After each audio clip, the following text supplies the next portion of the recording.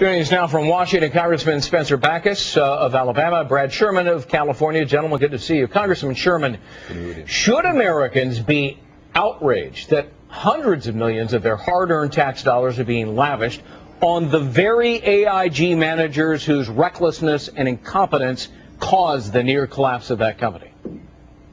They should be particularly outraged, and we should act to reverse this. There's two ways we can do it. We can put this company into receivership tomorrow. Treasury can do that.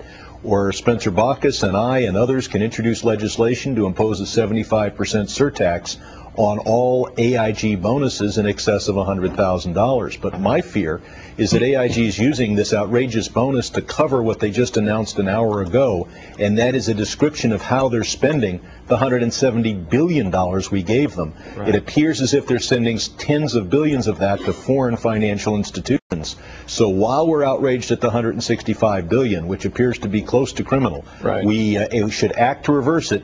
But look at what they're doing with the $170 billion. You know, it's actually $286 million in bonuses when you add in the other $121 billion. But Congressman BAchus, Treasury Department lawyers are claiming that AIG is contractually obligated to pay these bonuses.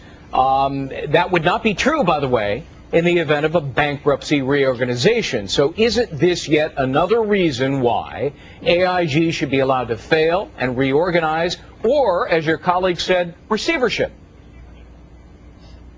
Exactly, Greg. You know, they could actually seek judicial review of those contracts, but I think it calls in question something bigger, and that's where's the loyalty? You know, there's obviously no loyalty to this company by the employees, you know, that's something in America that is really widespread, is that there's no loyalty. The company's not loyal to employees, employees not loyal to the company. Greed prevails, doesn't it? Congressman Sherman, AIG set up this extravagant bonus pool just last year, which is pretty darn suspicious. It was at a time when the executives knew but did not disclose that their risky credit default swaps were ruining the company. Now, you went to Harvard Law School. You're a fine lawyer. Isn't that a fraud on the shareholders, rendering those bonus contracts null and void? There are a host of good arguments that could be made if we weren't rolling over.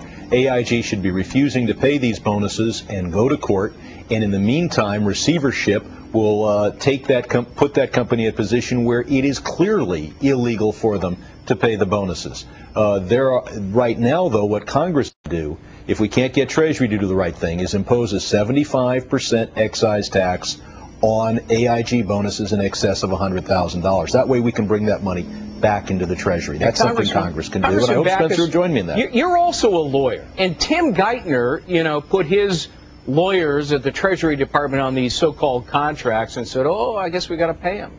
I mean, come on. I'm a lawyer. I've never met a contract I couldn't get around. How about you?